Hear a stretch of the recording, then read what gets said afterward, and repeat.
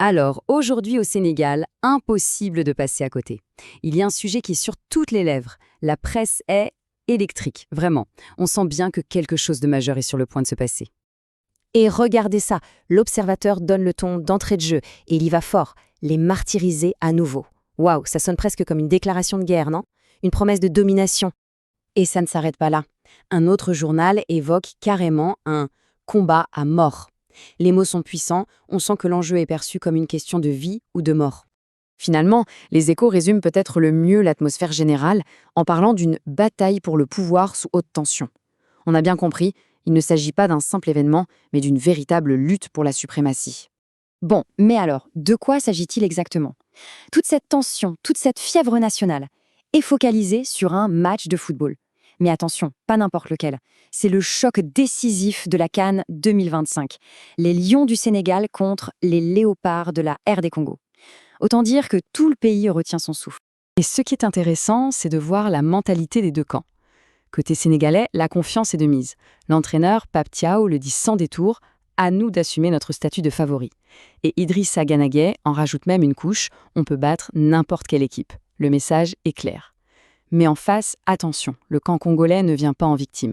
Leur sélectionneur, Sébastien Desabre, prévient « Nous allons regarder les lions dans les yeux ».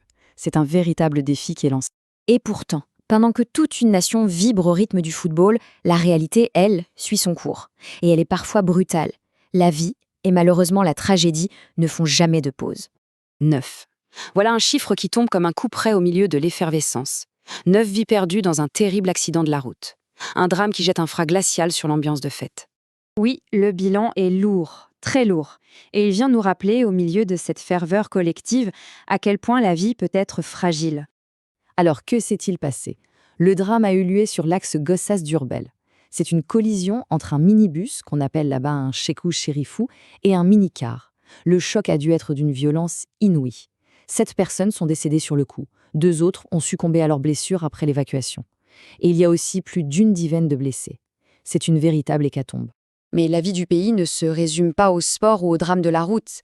Les journaux nous ouvrent aussi les portes des tribunaux et nous révèlent un système judiciaire sous tension, confronté à des affaires aussi nombreuses que variées.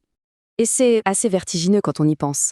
En une seule journée, les juges doivent traiter de tout ça, un scandale de trafic de médicaments périmés, une personnalité médiatique qui attaque en justice son propre avocat, une saisie massive de 500 millions de francs CFA en fausse monnaie, le démantèlement d'un réseau de traite des êtres humains ou encore un conflit foncier. En fait, chaque cas est une facette des défis que la société doit relever. Et si on s'arrête un instant sur cette affaire de traite humaine, les détails sont glaçants. Au cœur du réseau, on trouve une femme, Esther John, alias Aïcha.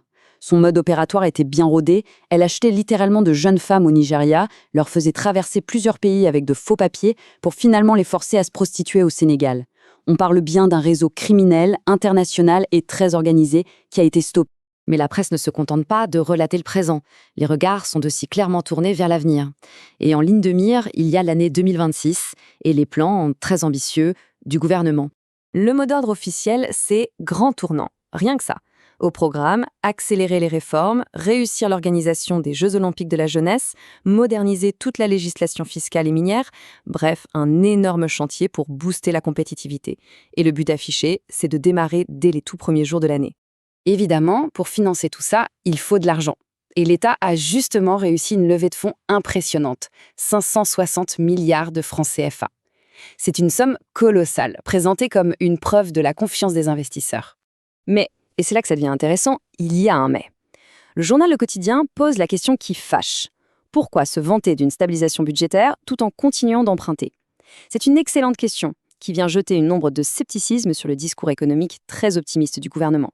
Et enfin, pour avoir une vision complète, il faut regarder au-delà des nouvelles du jour. Les journaux mettent aussi en lumière ces crises qui couvent, ces problèmes de fond qui menacent l'avenir sur le long terme.